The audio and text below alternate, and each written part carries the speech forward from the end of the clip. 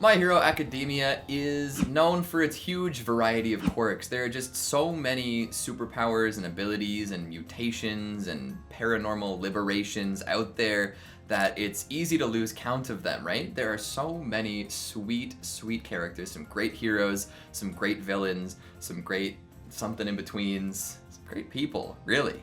And plenty of them could end up kind of leading their own series, if you really think about it, right? When you make that many really cool and memorable characters, or characters with very unique abilities and unique looks, they could probably step out into their own little world and do their thing, right? If they're not stepping on the toes of Deku over here. However, My Hero Academia doesn't do the greatest job of letting those side characters, so to speak, breathe, to do their thing, to really show us what they can do, right? It's the Deku and All Might show out there, and you know, that's kind of how it's been since the start, but they've just introduced so many awesome characters throughout the run that, you know, I think it's time that they get a little time in the sun, don't you? Don't get me wrong, a lot of side characters do get their time in the sun, but that also kind of depends on who you consider a side character. There could be like supporting characters, or villains, or deuteragonists, or just any number of other characters that do get to shine. But a lot of them don't actually get that time to shine. They're introduced, we get to know them, and then they sort of fade away. A lot of times, especially if they are particularly cool, they're used to sort of highlight the strengths of someone else, whether that be losing to a really strong villain or supporting a really strong hero. The issue could be that they are too powerful as well, you know, you can't really have them upstaging your protagonist, now can ya? So today we're going to take a look at some characters that I think, and you know, maybe you think too, could actually step into a main character role if they were given the opportunity. I'm not saying that they're stronger than Deku or stronger than All Might, I'm just saying that if they had the chance, they could step into a main character role in their own little series, or if My Hero Academia developed differently, they could have been a main character in like an alternate universe. Welcome to the Amagi. In today's video, we're gonna go over some My Hero Academia characters that could use a little bit more time in the sun. Before we begin, we publish a new video every day, so be sure to subscribe to our channel and ring the bell to get notified about our latest videos. The Amagi's reach stretches beyond just this channel, so if you're a fan of us, please consider subscribing to our other channels and following us on all of our social media. Help us reach our goal of passing 100,000 followers on all of our accounts by the end of the year. And with that out of the way, let's get into the video. With that in mind, we've noticed that a lot of the folks that do watch our videos aren't actually subscribed to our channel. We understand that YouTube does do a good job recommending the right stuff to the right people, but if you want to support the Amagi and catch every single one of our videos, make sure you hit that subscribe button. Thanks so much. Alright, this list is in no way comprehensive, nor is it in order. It is just a list of heroes that I think could do really well if they struck it out on their own. We'll start off with Manga Fukidashi, or Comic Man as some may know him. You know that guy with the comic bubble for a head? He could be world-altering under the right circumstances. As a member of Class 1B, whose name isn't Monoma, he doesn't get that much screen time or development. But the potential, his potential, is massive. His quirk, Comic, lets him materialize words midair by speaking them, and anything he says will affect the world around him. So through onomatopoeia, he can work wonders. It works really well in a support role, and it can augment other people's abilities. This was seen when he was using humidity to help Kinoko's mushrooms along. He kind of, he spoke the word humidity, and that came into the world and helped these mushrooms grow more quickly, which, you know, affected the other team. He'd be sort of like Hero in Smash Bros, using Psych Up and Oomph, just blasting through shields and hitting crits. Or just, you know, speaking explosions into existence could work as well. I think that's a very obvious way to take this power, but come on. Do you think you could drown someone by making enough water noises? Food for thought.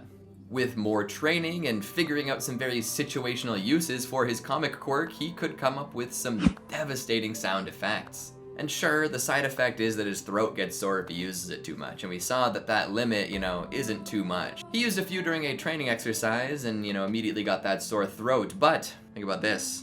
Throat lozenges exist, so does cough medicine, soothing herbal tea. I think if you built Manga a support item that somehow dispensed these soothing remedies, he could go for a lot longer. And with voice training too, I feel like a lot of singers, you know, unless they're screaming all the time and developing vocal polyps, they strengthen their voice over time. And I think as manga grows, that capacity will grow with them. The last thing I'll say is that if he decided to step up and become a main character, he could just break the fourth wall all the time with his comic bubbles. Think about where he originates in the manga.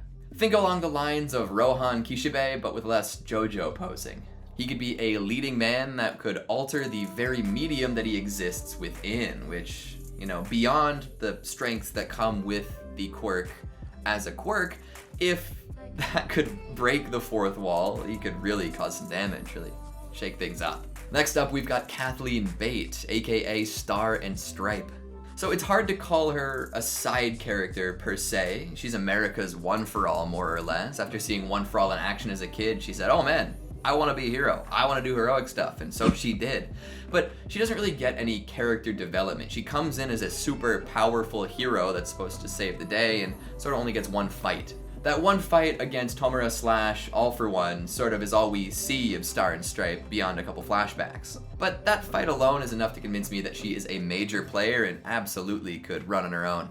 Her quirk, New Order, basically bends the world around her. She can apply rules to things that are in her surroundings and then add new properties to herself and the world around her, basically changing things and either making herself, well, she can't really make herself infinitely stronger, but she can definitely add things to herself to make her stronger in certain ways, and she can also add rules to other things that either will support her or really hurt her foes. Take this and add in the strength of the entire US military, and you've got a fighting force that simply cannot be stopped. She can alter someone who's really strong and make them more vulnerable, and then clap them with a laser sword that she pulled out of midair, or she can toss a Tiamat guided missile at her shot from a fighter jet that's also on her flank. Sure, it's expensive, but the US military never had any problems with that before. She did die during the first big fight we ever saw her partake in, but that's basically because Tomura is a huge exception to all of her rules, and nobody could have really seen that coming. If only she didn't rush in for the kill and maybe waited for some support. In a world where she didn't die up in the skies, she could be unstoppable. She was already America's #1 hero. She had their full support, and she had proved time and time again that she was ready for anything.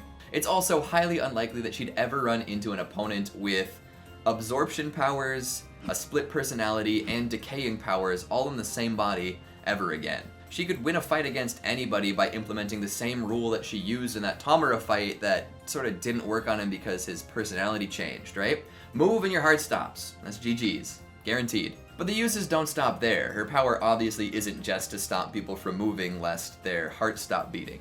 The fact that her gigantic air avatar, that she can change the air around her to be her, can grab a laser sword and slap things with it, that's pretty impressive. So this really is a main character ready to rock, accidentally cast into a side character. But I guess she did prove how dangerous Tomura and All For One really were. So there's that.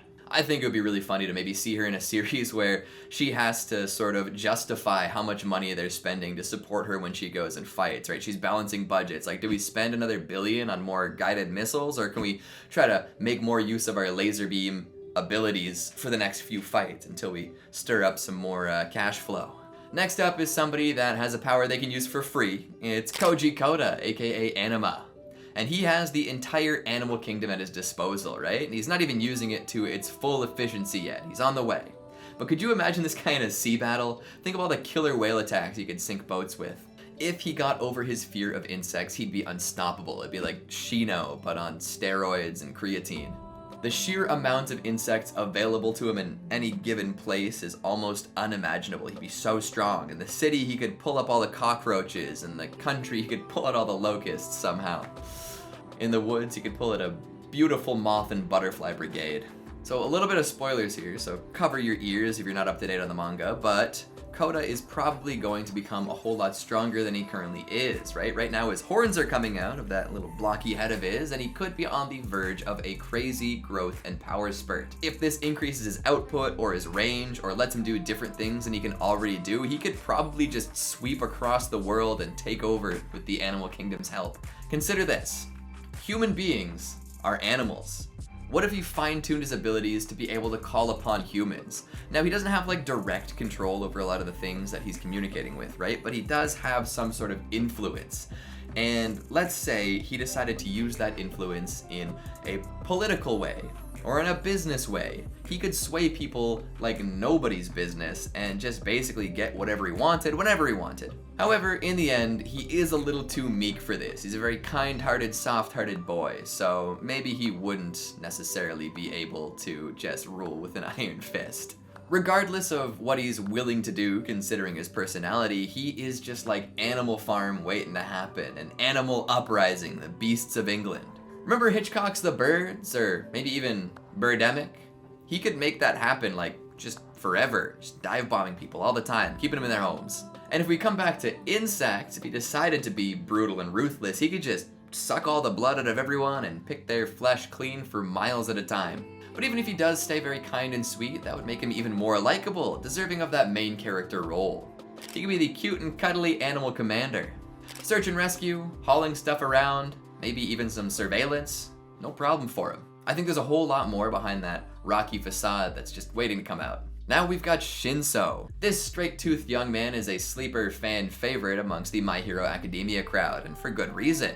His low-key personality, his sort of spooky quirk are two reasons for this, but fanfic might also play a part here, but we're not getting into that today. His underdog story also plays a big part in this, and also kind of puts him towards that sort of main character energy, you know? He was underrated due to his quirk's potentially villainous uses and its lack of destructive power when it came to the rankings of students in the first place. Destruction isn't the only measure of usefulness in the hero world, though.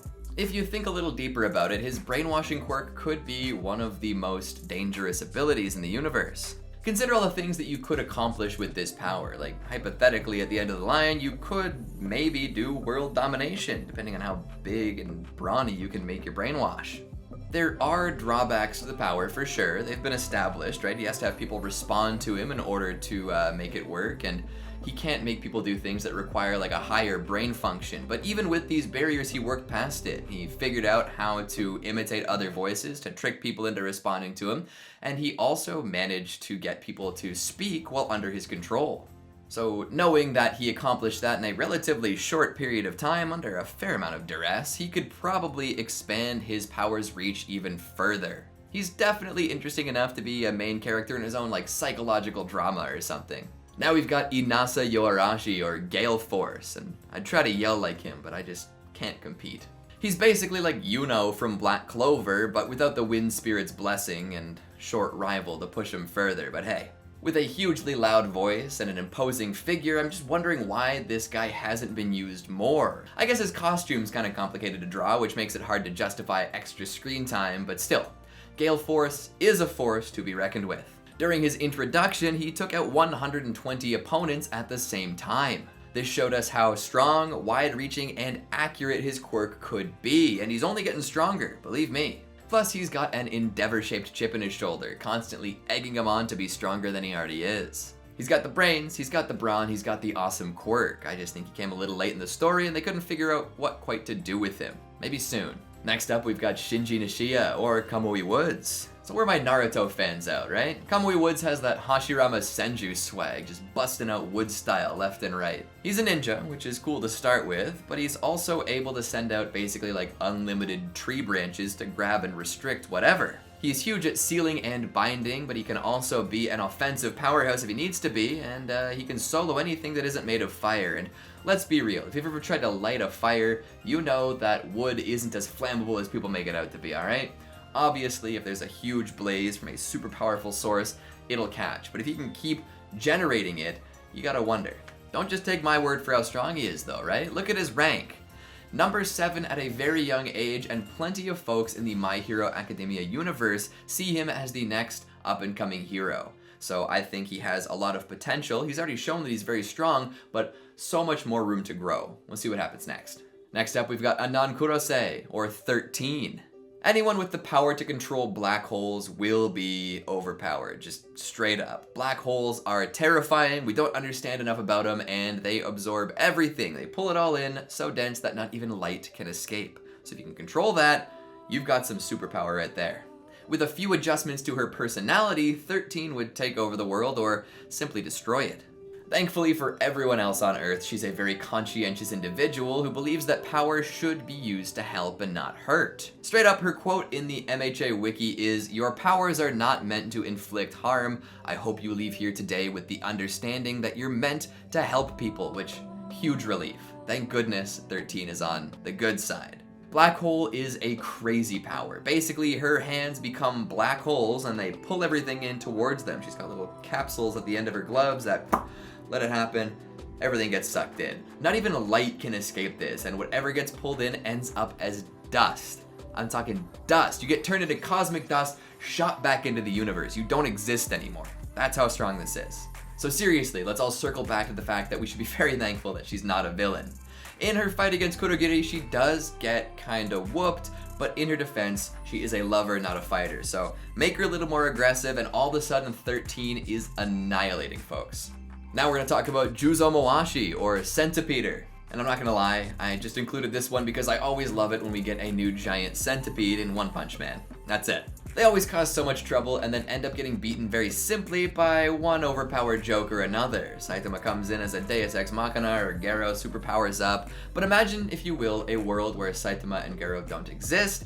Who's stopping that giant centipede that continues to come back and get bigger? So here, Centipeder, just grow a little bigger and you've got the world at your fingertips, or little centipede leg tips. Alright, joke entry over, thanks for your patience. Next on the docket is Emi Fukukado, or Ms. Joke. Yes, Ms., not Mrs. Did you catch that part? The power of laughter cannot be underestimated, especially when the person weaponizing it has green hair. Am I comparing Ms. Joke to the Joker? Would that be a responsible thing to do? Ask me later, I've got a video to make. Very little is actually known about Ms. Joke, aside from a general idea about her quirk, where she works, and that she has a vague history with Eraserhead. She's always trying to make him laugh, and he's always using his powers to shut that down. He's a very serious fella. I can't guarantee that she'd be the strongest hero possible, but imagine a comedy action manga centered largely around her shenanigans, right? I'm thinking like halfway between MHA and like Dr. Slump. Tell me you wouldn't read that. Ms. Joke tends to use her abilities to get folks laughing so hard that they forget how to exist, and then they're incapacitated, and then she goes in for that takedown.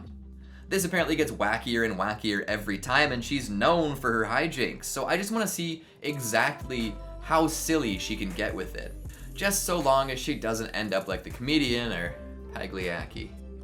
And finally, we've got Seiji Shishikura, or Shishicross, and this guy, he's a menace. Sure, he's a hero, but he's a menace. He'll take your flesh and he'll manipulate it. He could take your flesh and do something cool with it, like he could like make you more aerodynamic, or give you the ability to fly, or like stretch your neck out all along like a giraffe, but instead he turns people into these little like microwaved Mr. Potato Heads, which is just despicable. So I'm including this guy for a couple reasons. Of course, he's very strong. He's top of the class at Shiketsu, and he can fight with more than just his quirk, and obviously his quirk is very useful and very gross. But also, Horikoshi loves this dude, right?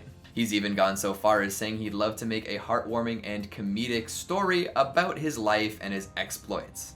The comedy would probably come from his overly dignified lifestyle clashing with his body horror abilities. He tends to judge people quickly, and anyone that doesn't meet like his qualifications, he's immediately saying they're unworthy. And again, he does transform people into microwaved Mr. Potato Heads. So, I don't know if you think that's funny, but it could be in certain situations. And with that, we've wrapped it up. I've given you 10 characters that could go off and do their own thing as a main character somewhere else. I've given you reasons why, we've talked about their abilities, but I'm actually very interested to see what you think about all this. Did I talk about any characters that you don't see being main characters? Are there any characters here that you would like to see definitely front and center that I missed? Make sure you let me know down in the comments, and make sure you subscribe to the Amagi for more like this. Let us know how you like this style of video. We're trying something a little new here, trying to mix it up. And finally, thanks for watching. See you next time.